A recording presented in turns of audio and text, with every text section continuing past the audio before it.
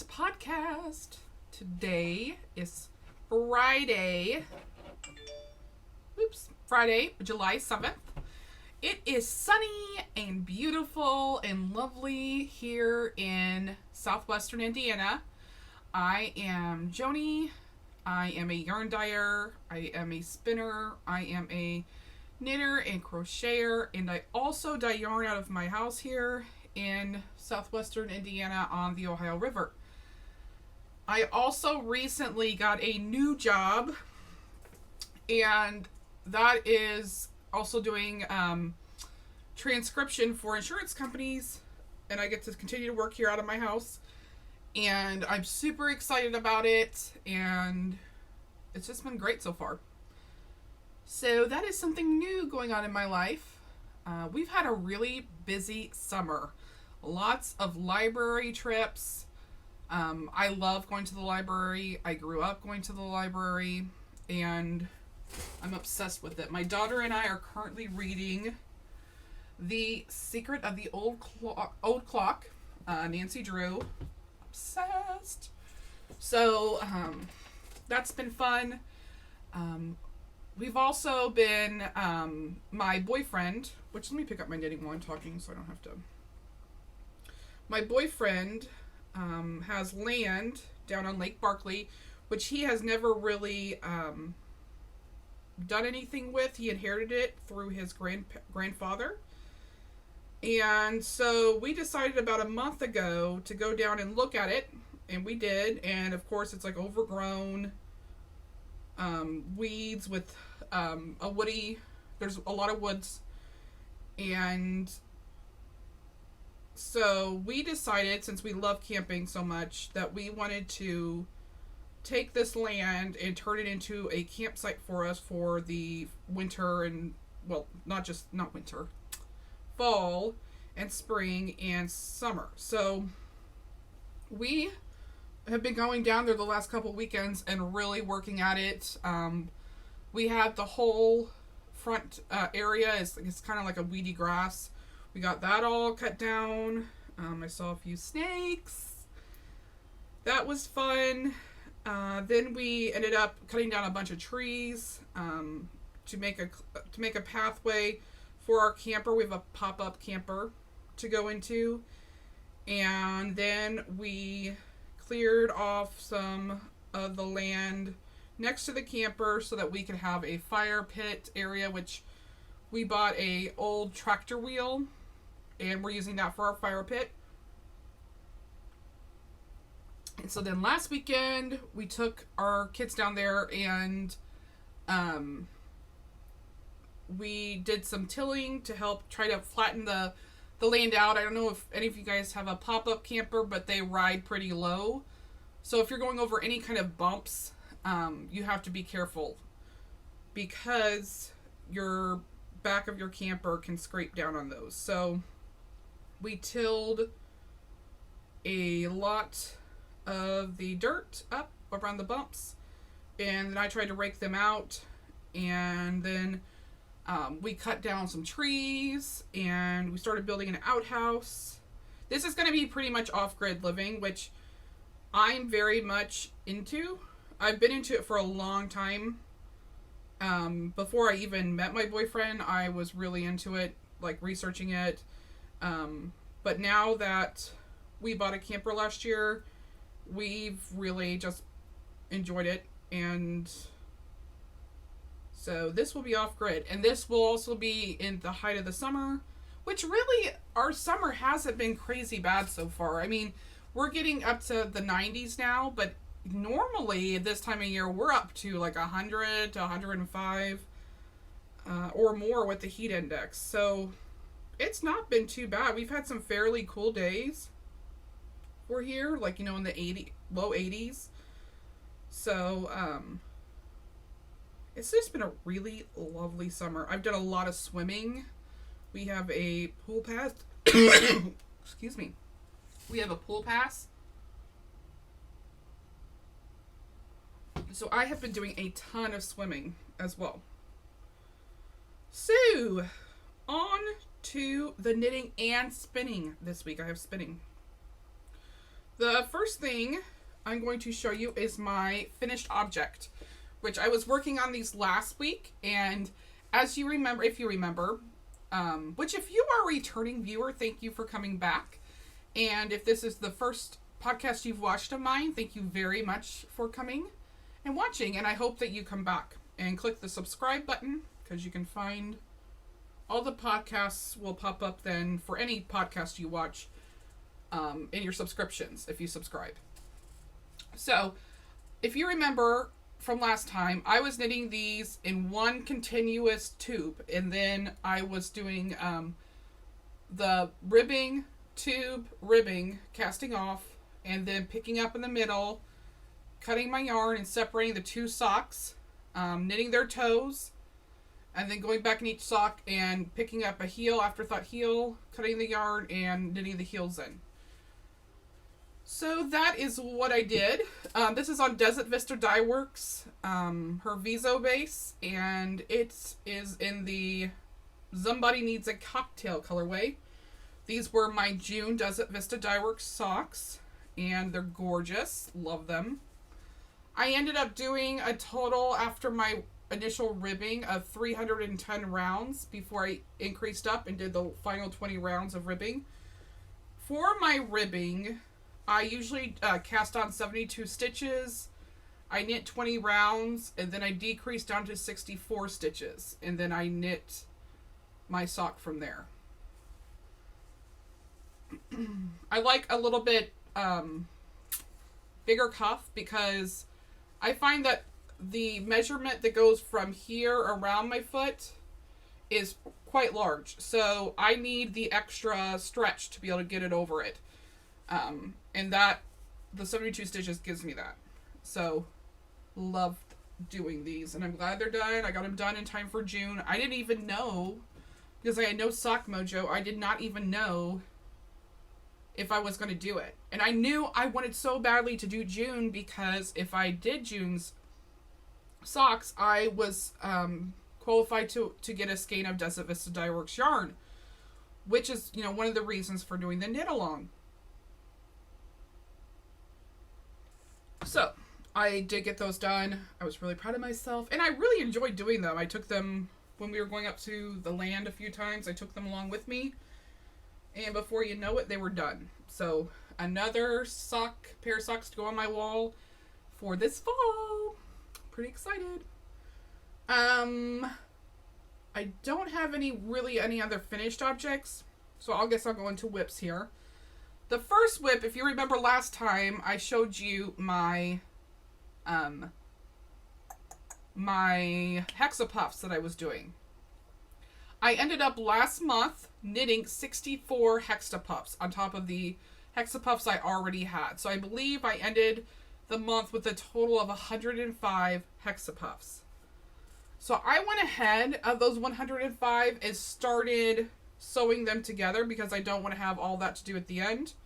And also I just kind of wanted to see what it felt like and how big it would be just off 100 hexapuffs. And so this is what I have so far.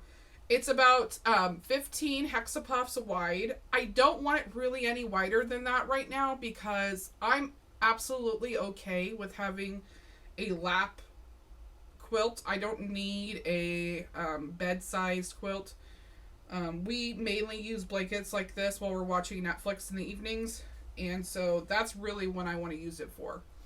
And I'm telling you, people, I have lavender in each of these hexapuffs, and I can smell it, and it smells so good. So I'm loving this. Okay, so here is my number one. Oop, I gotta remember how I'm doing this. This is my number one hexapuff. It's the first hexapuff I ever knit. Here's a little seed stitch puff, which is really fun. Let's see, here he is. Oops, see, it's opposite. Here it is. Okay, here's my little froggy hexapuff. Is it not so cute? I don't know if I showed you guys a frog hexapuff last episode, but I have knit a frog hexapuff. I saw someone on Instagram, she told me the stitch she used, and I made a little hexapuff like it. I can't remember what stitch it is. So I'm loving this. And I like to sleep holding a pillow. So what I've been doing so far, even though it's not done by any stretch of the imagination, I've just been folding it up at night and just kind of like hugging it like I do a pillow. So I've just loved it. And I get to smell the lavender. And, oh, it's awesome. So this is what 105 hexapuffs looks like. It's 15 by 7 right now. The finished product, I would like to see 15 by 36.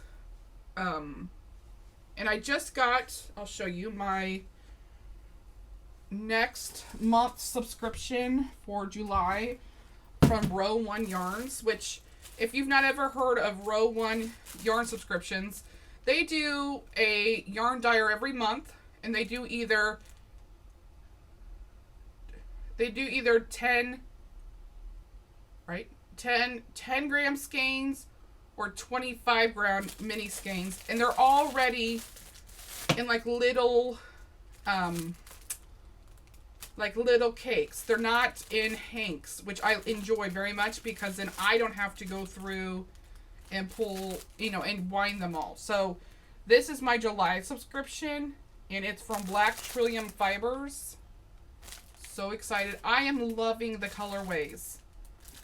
So that is going, I did have it in a library bag that from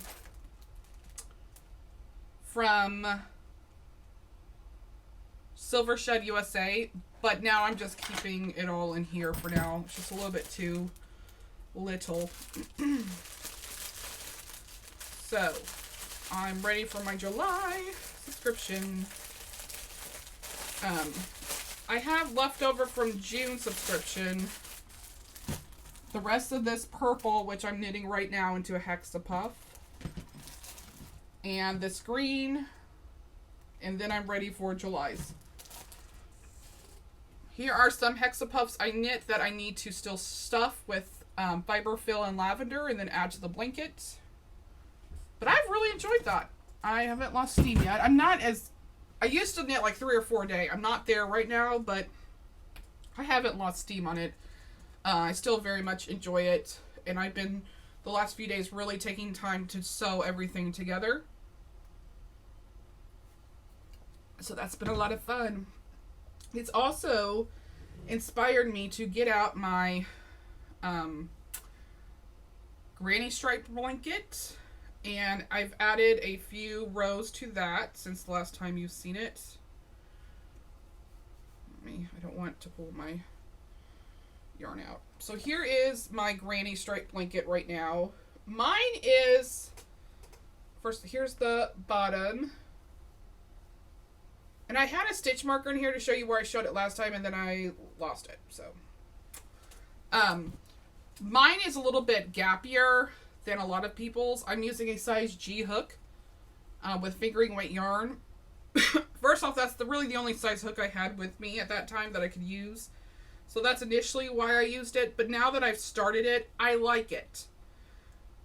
My next one I might make a little bit more denser, but the reason I like it is because it really makes kind of a drapey, open fabric that I can be wearing on my lap in the summer, not just in the winter. I get hot easily, and so does my family. So, having more of a looser fabric, open fabric, really allows the heat to breathe out of our bodies instead of just taking over. Okay, so that's the blankets I've been working on. I've been wearing a lot, and I'll have to show it sometime. I don't have it right now, but I will try to remember next podcast. I was doing excuse me, I was doing the Cozy Memories blanket, and I loved it. I did that for a long time, a couple years. And at a certain point, I just could not knit another little square for that little Cozy Memories blanket. It's not knitting the square that's the problem, it's having to flip back and forth that big piece of fabric to continue knitting back and forth every row. I don't mind doing it for the granny stripe blanket because you only have to flip the blanket over at the end of the row.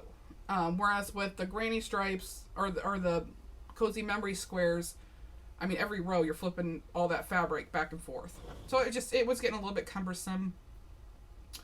And I was getting impatient. I'm an impatient person. So what I did was I did another monthly yarn subscription through, I believe it was Jimmy Bean Wool. And then with that one, you got all various sizes of yarn. Sometimes you got fingering, sometimes you got worsted, sometimes you got bulky. And I just took that, whenever I would get that month's yarn in the mail, I would just add it to the yarn before, and I ended up knitting a square, just a stockinette square. And it got pretty big. It got about as wide and tall as my Cozy Memories blanket was. And so one day I got sick of doing both of them, but neither one of them was really big enough to be a blanket on its own. So I ended up, if you can imagine, I took the Cozy Memories blanket right side facing together with the stockinette square, because with the stockinette square I cast off all 3/4 of the stitches but left 1/4 of the stitches on the needles. Put the two right sides together, and then 3 needle binded off down that last side of the square with the one edge of the Cozy Memories blanket. So it ends up being a long blanket, wide blanket, more like throw size blanket, width-wise. And it's a funky blanket. It is not one that my kids are probably going to be throwing in my grave with me. But it works. It was my first ever made blanket. I use it all the time when we're watching Netflix. And I like it, oddly enough, because the stockinette size is a pretty thin fabric. It's got a lot of fingering weight yarns. I think I need it like on size 6 needles or so. So it's not thick and dense like the Cozy Memories side. So I like in the summer to really have that more so on me than the thicker side. I'll let the thicker side hang off more on the floor by my feet. And then during the winter, if I flip it, then I can keep the thicker Cozy Memories side up on me. And it just helps a little bit with being hot. So, tangent there. So I've been wearing that a lot lately, or using that a lot lately. I got some more whips here.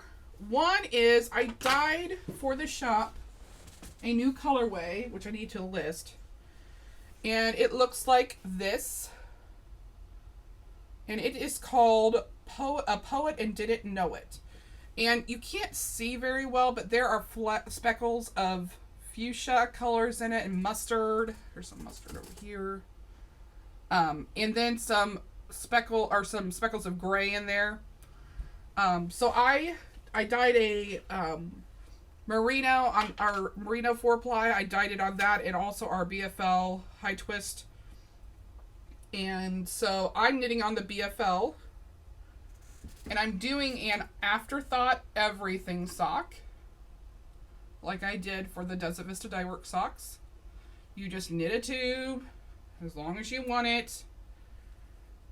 Here's the other side. You can see those speckles. I love it. Here's like over here some mustard, some fuchsia, and then the darker grays. And so right now I'm at, here's 100 stitches, or 100 rounds from the ribbing, 200 rounds from the ribbing. I'm about 220-ish rounds up. I knit these tubes till they're about 310 rounds, or excuse me, 310 rounds or so. And then I increase to 72 stitches and do my top ribbing, and then bind off. And then in the middle here, I'll pick up all the way around, separate it, cut the yarn, and separate the 2 socks, knit their toes, do the heels, same way, like an afterthought heel, and then they'll be done. So this is a way to knit 2 at a time socks without having 2 socks going concurrently or on the same needle. So here's what I'm going to be using for the heels and toes. It's my Flora colorway. So I'm excited about that. So I've been knitting a lot on those. And then I just cast on, it's a wee little cast on, a sock from my BFL High Twist yarn base in the Meadow colorway. Let me show you it. Here it is, Meadow. It's got some purples and some browns and some oranges and some yellows. And I am just cast on. I'm going to be doing the Afterthought Everything sock again. And what was I going to say? I'm doing this right now on 9-inch circulars, but it could very well be that I switch these over to 32 inch circulars, because I very, very, very rarely enjoy knitting on 9 inches. For some reason, I got it up my butt to try it again, like I do every about 6 months or so. And every 6 months, I'm like, never doing that again. And then 6 months later, here we are, back on a podcast, knitting on 9-inch circulars. So anyways, I just started those. I'm knitting these with my friend Kelly, who has never knit socks with the Afterthought Everything recipe. And so she bought a skein of this from my shop. And so I said, ooh, I have a skein left. I'll cake it up and we'll do it together. So that's why these are cast on. I very rarely cast two pairs at the same time and knit them because it makes me nervous. But with this, I don't mind. Whenever I get them done, I get them done. I'm not holding myself accountable. Okay, and then the last thing that I cast on is the High Plains Drifter shawl. And I was typing that into my phone so I could find out who is the pattern writer. Okay, by Kristen Hipsky. And I'm using my hand spun for this. Here it is so far. I have it on size 7 needles, Chow Goos, interchangeables. Oh, also my socks. I always knit my socks on 2.25 millimeter size 1s. Chow Goos. The minis. So this is the High Plains Drifter shawl. And basically you're knitting this this increase. It's a free pattern, by the way. You're knitting this increase on one side of each stitch marker, not the other side, like a lot of shawls. So you get this kind of swirly effect going on. And what I'm going to do, like right now I'm almost out of my first cake of hand spun. I have several cakes of hand spun in my cabinet. And I'm just going to pull out the next cake I want to use. It's going to be a crazy shawl. And add it to here. And just continue going that way. This is really my TV knitting. I've been leaving it out. I haven't even been bringing it with me anywhere. It's just been staying out in my living room. And when we're watching TV, I just knit on it. No big deal. So I'm excited for that. I like hand spun shawls. I like big shawls, even though I'm so impatient about knitting them. And like I said, we do a lot of camping.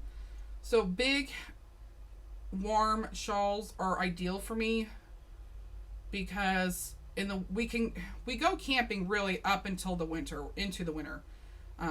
It just depends on what kind of winter we're having. Last year was a really mild winter, so we were able to camp. I mean, we really only stopped for maybe January. And well, I didn't say we stopped. We haven't been camping much at all lately.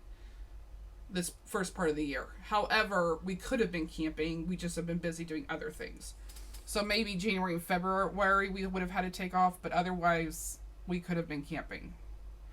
And since most of the time we're not, I mean, even when we're in electric campsites, you still don't have like a super high heater. I mean, it's keeping it maybe 55, 60 for you, but it's not keeping you, like a 75 degree, house, like at home. So you still have to really bundle up. And so, the great thing about knitting, not only is it awesome for me, at the process of it, but the product has been great for being outdoors and being outside and not having to be inside all the time during the winter because you can keep yourself warm. So camping continues to go on into the winter, knock on wood. Hopefully we don't have like 1,000 snows this winter. So that will probably be a camping shawl at some point. And last but not least, I finished some spinning on my Hanson mini spinner. This was from Frabuous Fibers, and I got it